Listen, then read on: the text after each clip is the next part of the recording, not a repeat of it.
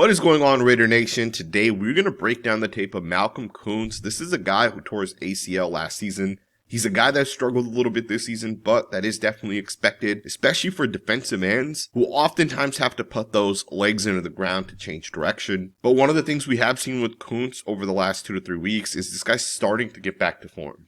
Early on this season, he struggled a little bit, but most recently, we're starting to see him put it back together. We're starting to see him flash once again. There's impacts that he's having, like on this play, where although he doesn't make the play, he does his job, right? And he's allowing the Las Vegas Raiders to come out in a light box. And essentially, Malcolm Koonce is going to two-gap, which allows the Raiders to limit explosive plays. I know it has not been perfect this season, but the Raiders' defense has been pretty solid in terms of giving up explosive plays. They really haven't allowed teams to beat them over the top. Right now, the Raiders have forced the most 3-and-outs on opening possessions of opposing teams. In fact, 10 of their 16 games, they've forced 3-and-outs as the Raiders come out there on the field. But I want you guys to think about this play here. The running back's going to get the football, and the running back's going to look to potentially bounce this right into the B gap. Think about that lane right there that developed. To me, the fact that this guard has hooked off Jonah Laulu, the fact that Malcolm Koonce is essentially to the outside of the tackle, that gap right there is massive. And if you keep an eye on the running back, he's actually going to consider hitting this gap. But he's going to recognize that Koonce ends up beating the tackle back to the inside. So the running back who's reading this right now is going to end up hitting this towards the left. So that's a great job by Koonce to be able to beat the tackle, two-gap this. And this play only picks up about 2.5 yards. So that's a really nice job right there. But there's a ton of really good reps like this on tape that if you don't watch the tape, you might miss some of the impacts that this guy has. So I'm excited to talk about it. Let's get into the next rep. You got a 3rd and 8 on this one. Koonce is going to line up in the wide 9. And he's going to just straight go to power and try to bull rush the left tackle. And he does a pretty good job generating pressure on the quarterback. And the quarterback gets the ball out, so it ends up picking up the first down. To me, I love the fact that Koonce is able to generate pressure as quickly as he does. The Raiders have struggled this year a little bit, generating pressure and getting to the quarterback consistently. And obviously, Max Crosby is out and he's not playing. So for the first time, we kind of saw Malcolm Koonce play an extended amount of snaps. And we saw him do a nice job, right? We saw him getting close to the quarterback like you see on this one. He's also going to his pass rush moves. He's also doing a good job with his pass rushing. If you guys have watched any of Malcolm Koonce's tape over the years, this is kind of what you're going to get from this guy. And he doesn't actually get to the quarterback because the ball ends up being thrown. It's a one-step drop. Quarterback gets the ball out super quickly. But notice on this play what Malcolm Koonce is going to end up doing. So on this play here, what you're going to actually see Koonce do is he's going to end up trying to ghost this offensive tackle. And how that's going to work is he's essentially going to use the left arm as almost a long arm technique. So you'll see him with the left arm. He's going to land it to the inside chest, or at least he's going to make it seem like he's about to long arm this guy. And the goal is to make this offensive tackle lean forward. And then with the right arm, he's going to end up hitting the outside arm. So watch that happen right there. And he does a pretty nice job getting the offensive tackle off balance. But this tackle here is a pretty good tackle. He is a rookie, but I think he's a really, really good rookie. He's going to have the left arm latched into Koonce. So he's able to recover within that. And then at the end of this, Koonce also tries to spin off of it.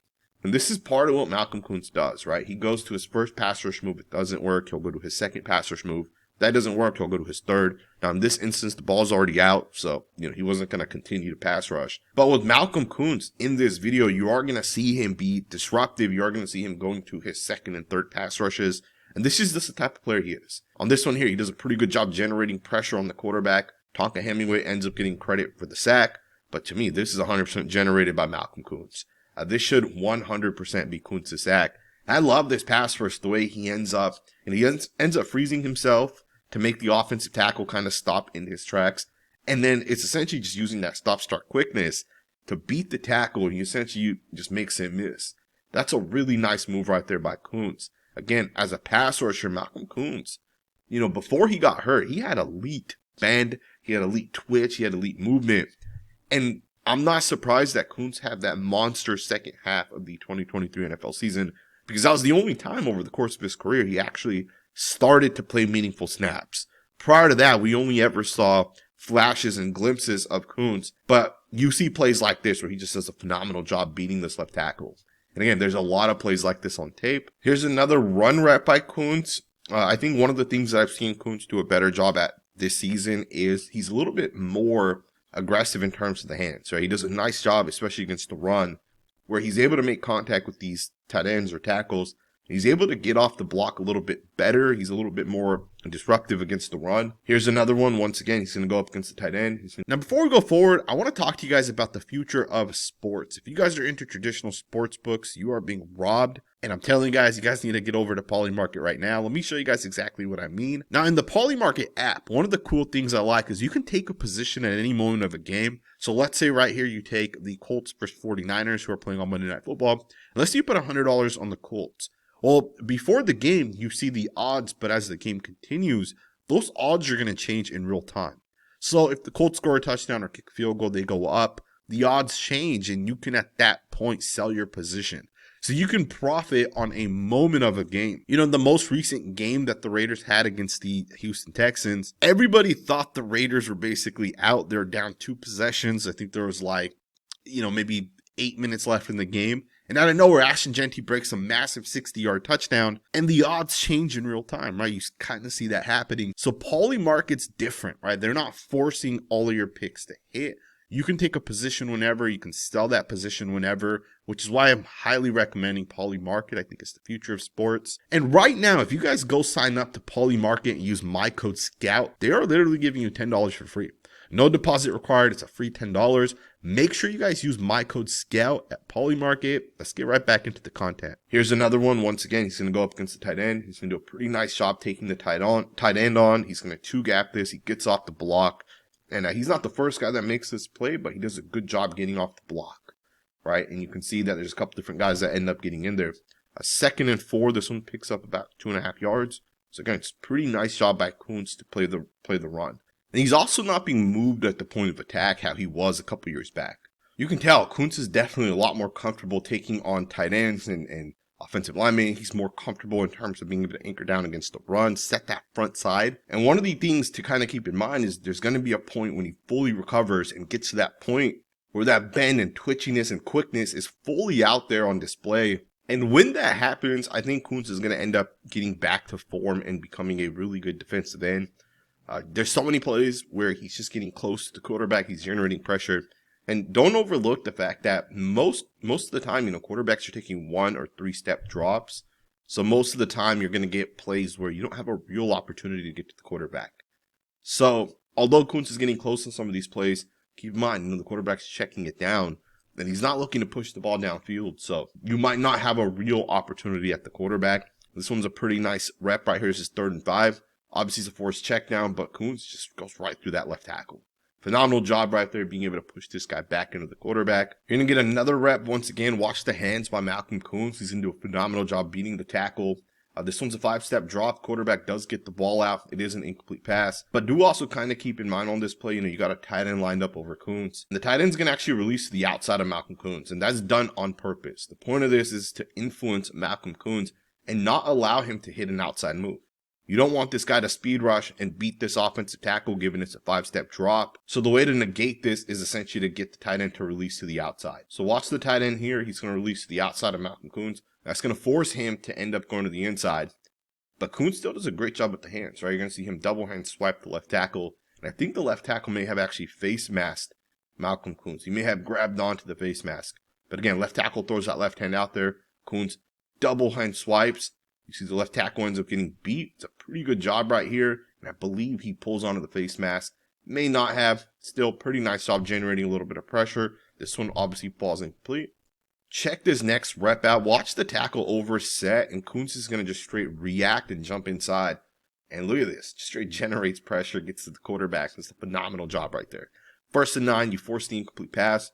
Now, keep in mind, the quarterback is actually trying to play action this. So what's happening is this tackle is trying to jump step Malcolm Coons. But if you guys keep an eye here on the tackle's helmet, he's actually looking to the inside.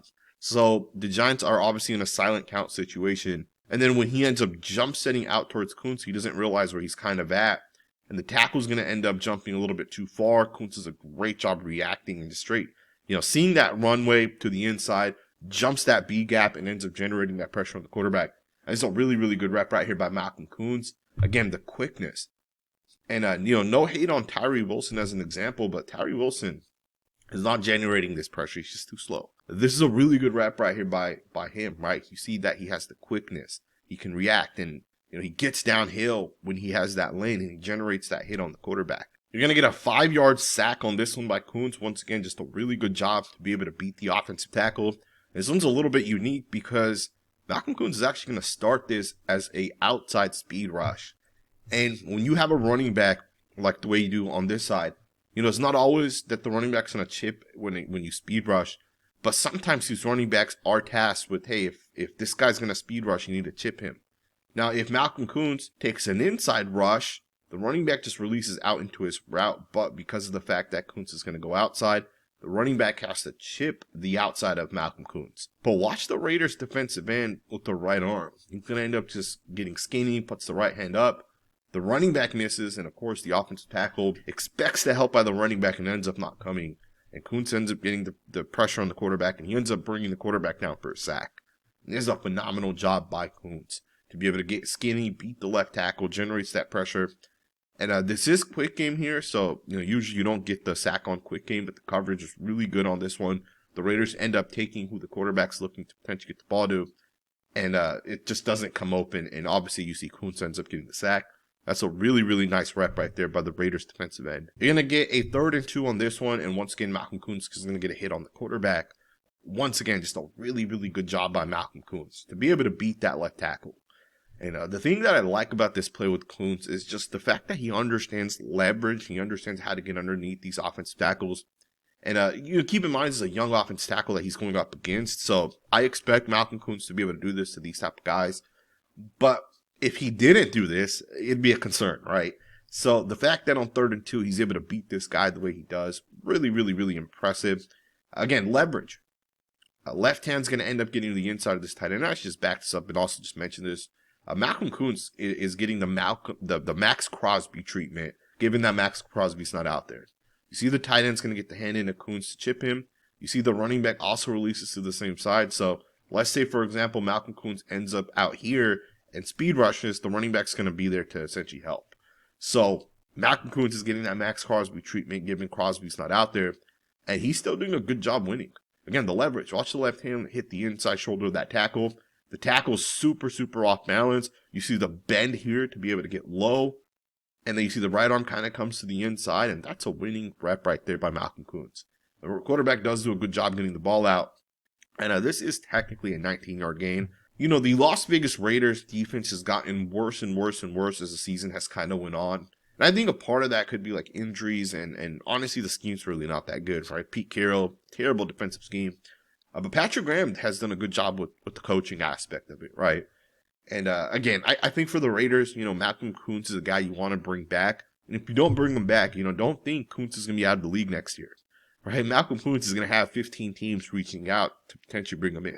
Right, of course, it fits their salary cap. And I think for the Raiders, another 1-year contract just makes so much sense for this guy because he's only gotten better.